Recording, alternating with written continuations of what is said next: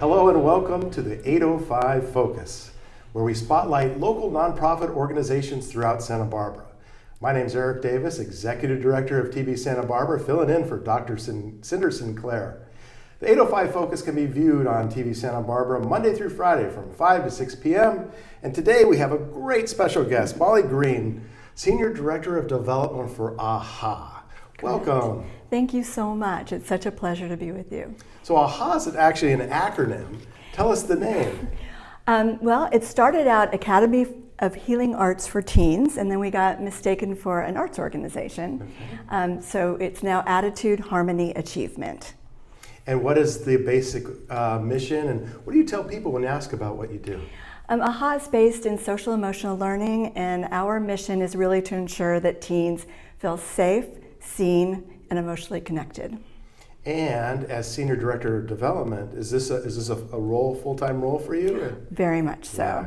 Yeah. So you're out there raising funds, trying to bring forward this organization so you can support teens. Is that correct? Exactly. Okay. Yes. And I'm also a facilitator in one of our after-school groups, and I am often part of the parent and educator trainings.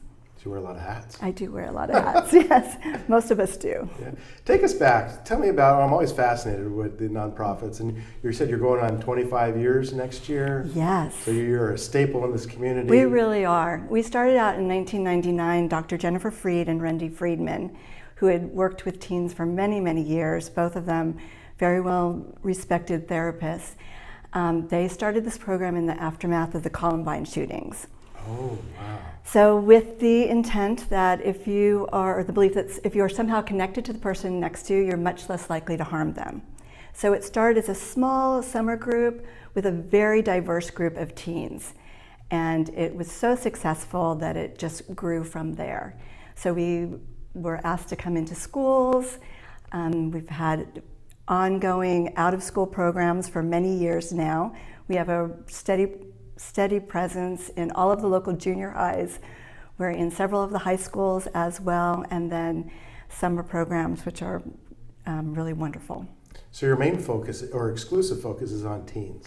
Teens and the adults in their lives. Okay. So parents and educators as well, because we believe that the teens need support from all aspects of the community. I bet. Yeah. This has kind of got to be a tough time to be a teenager, I would imagine. I think being a teenager has always been challenging, but now in particular, it's very true. And the amount of isolation that teens felt during when COVID was really raging was really hard, and they were separated from their friends. And it is so important for their emotional growth to have contact with peers. So we did maintain our programs on Zoom, which was challenging, but at least it was an opportunity for them to connect. You kept it going. We kept it going. And we have one program that could meet in person even during the pandemic, which is our Littlest Farm. So it's a plot of land that teens come to on Saturdays. They sign up for 4-week sessions. They get paid a stipend, and they learn all about regenerative farming. And they take home fresh produce. They learn about environmental issues. So when everything was shut down, we could still get the teens there, keeping a distance, outdoors, masked, and it was so important for them to have some outdoor time and some peer time, even if they weren't right next to each other, they were at least in the same location. One of the things I found interesting doing a little research is your pillars. Yes. So you actually have these foundational pillars that kind of serve as your kind of guideposts, I'd imagine. Can you tell us about those? Yes, empathy is one of our pillars, and we really stress not only the acceptance of differences, but celebration of differences, so that everybody in the community is seen as a worthwhile contributor. We have, boy, now you put me on the spot with the pillars. But just in general, so you have these guiding so we have principles. guidelines, exactly. We have guidelines that we follow and that come into every aspect of the work we do with teens. So you go out into the communities, you go out to the schools. How do the kids come to you? A lot of different ways. Sometimes it's through counselors at school that will recommend it. Sometimes parents will require their teens to come as an alternative to some kind of restriction. And once they get enrolled, they end up really liking it. So sometimes they come a little bit sheepishly and not really wanting to be there. But it's so fun, and the teens are so open, and we talk about such interesting topics that they end up really liking it, and then they bring their friends in. So it really is a matter of word of mouth. And once they get the taste, they tend to stay with us. So we have teens that start in junior high and go all the way through high school. What are some of the conversations taking place now? Oh boy, there's so many. It depends on what the group is, because we have quite a few different groups. So we have a girls' relationship wisdom group where they really talk about sisterhood and what that means, and how to show up for one another, and how to have a voice in your community, and how to really recognize your own self-worth. We are restarting our guys group, which we hadn't had for a couple of years, and I'm really excited about that. For me, I think that's one of the most important groups we do, because young men need some strong role models right now, and need some guidance in terms of what does it mean to be a man in society these days. Yeah, I could imagine. And there's a lot of groups going on. It was more than just the... Yes. You have a wide... We have so many. We have a creative group, which is just what it seems, and it is anything from improv to other creative arts. We have a music group called EQ Vibes, and that's a partnership that we have with the Turner Foundation. Oh, really? Yes, yeah. And Ally Group, which is the one that I'm part of, and that is a little bit more about different issues that are important to teens. And the feedback we get from many of the Ally teams is that this is the only place they have to talk about issues that are important to them, and where they're really listened to and heard, and they learn something and they contribute. And it's really beautiful to watch them take ownership of what's important to them, and learn how they can foster that, how they can get involved in the community. And one of the things that I noticed too is you have a really small kind of instructor to student ratio too, and I bet you that's pretty critical. That is so important, and I'm so glad you brought that up. So we have always not more than 8 teens per facilitator in any of our groups, but often in our after-school groups and our out-of-school groups, it's closer to 4 teens per facilitator. So we get to know these teens really, really well, and it's a wonderful opportunity for us, if we have any concerns, we talk in our staff meeting about, okay, this is a teen I'm a little concerned about. Who feels close to this person? Are you willing to reach out? And so we are kind of the safety net before something bad happens. And the counselors at school are so overwhelmed. The teachers have so many students in their classroom. So we get to know these teens really well. And we also offer up to 6 free therapy sessions for any teen in our program, and their parents, and any educator in the district. And if they use those 6 free sessions, we offer them at a very minimal rate, and if they can't afford that, then we continue with the free sessions.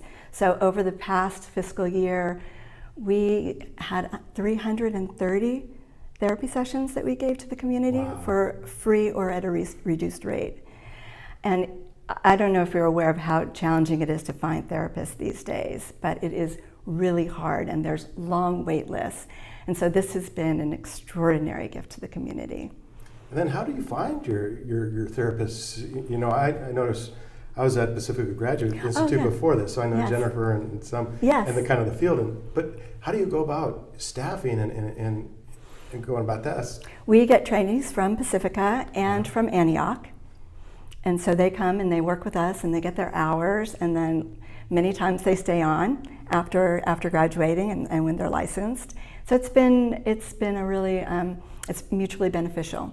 It's hard work. But it's important work. It is very important work. And our clinical director, Sabrina Gachet, has been a therapist for I don't know how many decades, and she's wonderful. So she oversees all the trainees, meets with them at least weekly, and talks about any issues that are coming up. Yeah.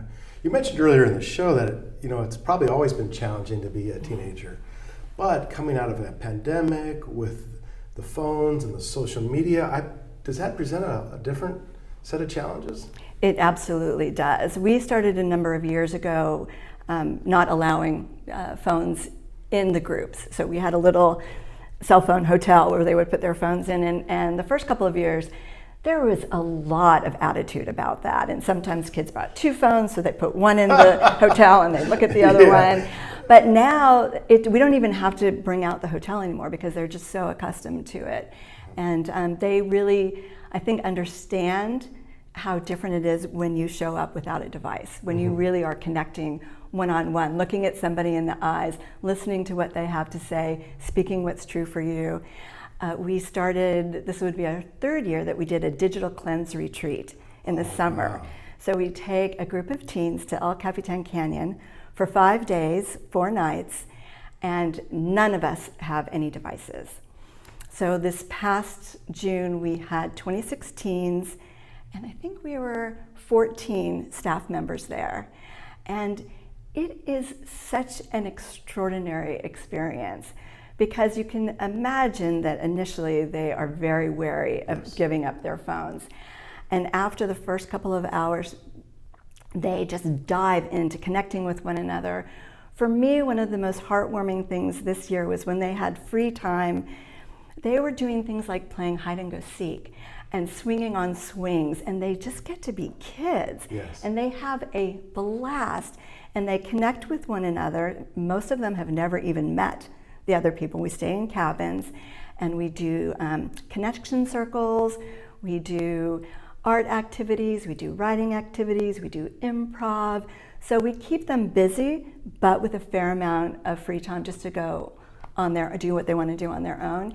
And they have a blast. And so we have teens that have come 3 years in a row and plan on coming every year they can until they graduate. And one of our teens, this was the 3rd year she came, and she said, when I graduate, I'm going to come back here as a facilitator. So it's really, it has an impact on them, and they love it. Sounds great. I want to go. I know, all adults. We've played with the idea of doing one for adults because everybody says that. So for those watching at home, if they want to learn more about these programs and the digital cleanse and all that you do, what's the best way that people can? The best way is to go on to our website. All of our contact information is there. People are free to reach out to me, molly@ahasb.org, and I will refer you to the right person. We are starting enrollment for our fall after school programs now, so that information is online. And I just highly recommend teens and families to give it a try. And our parent groups are wonderful because I think so often parents feel very isolated in terms of what they're dealing with. And you get a group of parents together and suddenly they realize that they're not alone. Other parents are dealing with the same struggles and fears, and the leads of our parent groups have very practical advice to give and tools to give. So it's really wonderful. So this is a support group or network or program for parents of teens. Yes. Wow. So we do a number of those throughout the year. I think last year we had 12 parent groups. So sometimes there's an association with the school, and sometimes it's our own groups that we do, and so those are always listed on the website. And is that outside with the kids involved, or are the kids involved in those too? No, it's just parents. Okay. Yeah. Yeah. I think it's important for parents to have some time just on their own to connect with one another, and sometimes teens will come with a younger sibling and play with them over, at the side or outside. Mm-hmm. So an important part of your job is then raising funds to provide these programs. Yes. Do you have fundraisers, or do you rely on donations, funding? How do you? All of the above. Everything. Yes. Okay. We have a very loyal funders in the community. Santa Barbara community, is such a generous community, and they have people that have been with us for a long time and that believe in our mission. And then we're always recruiting new friends as well. We have one major fundraiser a year, and that's called Sing It Out. And this is my favorite event of the year by far. One of our after-school groups is called Sing It Out, and we only offer that in the spring. And it's a group of a dozen teens that get together, most of whom have had no experience performing or music lessons or any of this. And they work with musicians, vocal coaches, our facilitators, And it culminates in this event at the Libero Theater. Wow. It'll be April 28th the next year, where every teen stands in front of the audience and sings a solo song backed by a full band. It is the most heartwarming experience you can imagine. Every teen gets a standing ovation. There's not a dry eye in the house. And one of the things that teens learn is to stand up there and take it in, not to run away as soon as their song is over, but they take it in, and it's beautiful, and it really has such a profound impact on all of them. This is not a talent show. It's really about finding your voice through courage and through being able to do something that is so far outside of most of their comfort zones. Absolutely. And it's remarkable. I am always just so proud of every teen that's up there. And they surprise us year after year. And some of them are real performers. They just own that stage in such a beautiful way. What a beautiful venue. How long has that been going on? Oh gosh, I think 18 years now.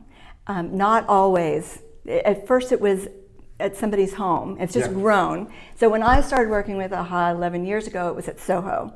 And then we grew out of Soho and we were at Deckers in the Rotunda for several years. Yeah. And then the Libero reached out to us and offered their space, and that just has worked beautifully for us. And I love the Libero, and their team has been just so wonderful to work with. So 25 years, what's the future hold? What are the plans, the big plans for the next 25 years? We are always very responsive to the needs of the community. So our in-school programs evolve year to year. We're constantly working on refining our offerings, and now the schools are wanting a lot more. So we recently started going into classrooms and doing connection circles. We call them councils. It's based on the indigenous practice of sitting in circle in community, and really every person has an opportunity to speak what's true for them. So we go into classrooms, we break into small groups of maybe 5 or 6 teens per facilitator, and there's usually some topic that we are addressing, and every teen participates in it.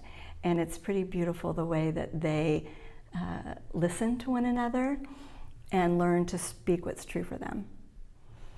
Well, this is an amazing story. As we kind of wind down the time we have together today, what is the biggest need that you are looking for? Just really financial support, because our staff is so strong, our programs are so strong, and we get more and more requests. So in order to hire more staff, in order to keep up training the staff, it's really donations from individuals, from foundations, that we really are in need of. And as a 501c3 nonprofit organization, it's a tax-deductible donation. 100%, yes. Yeah. And that's your role of Director of Development? Yes, it is. It's nonstop. And then once again, just to repeat what we talked about at the top of the show, tell us about the name and the mission and what you are, your kind of your elevator pitch for all those watching at home. Our goal is that all teens feel safe, seen, celebrated, and emotionally connected. And really at the base of everything we do is connection. And I think that there is so much that is dividing us these days. Yeah. And so our goal really is to bring people together and to celebrate what we have in common and what our differences are too, because that makes for a richer community. It sure does. Yeah. Well, thank you for jumping on the show today. Thank you for coming in. Thank you so much. That was a wonderful conversation. Thank you. I really enjoyed that. So go check out their website. Please do. Consider a donation to support the great efforts of AHA. We are joined by Molly Green, Senior Director of Development. I'm Eric Davis, Executive Director of TV Santa Barbara, and you're watching the 805 Focus. Tune in every night, Monday through Friday, from 5 to 6 p.m. on Channel 17. And thank you for watching.